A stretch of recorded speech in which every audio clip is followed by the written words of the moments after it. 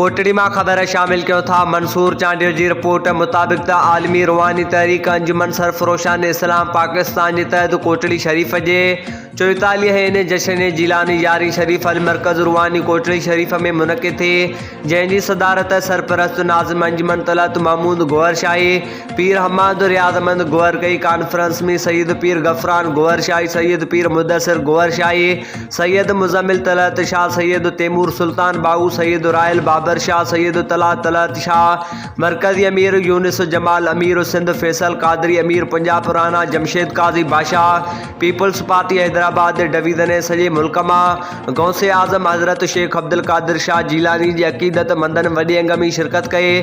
खुसूसी खिताब कंदे पीर हमाद रियाजमंद गोहर शाही चयो त अंजुमन सरफरोशान इस्लाम पूरे दुनिया में रूहानियत जो पैगाम ॾेई रही है त पंहिंजे दिल जी धड़कन से हर वक्त अल्लाह पाक जो जिक्र कयो।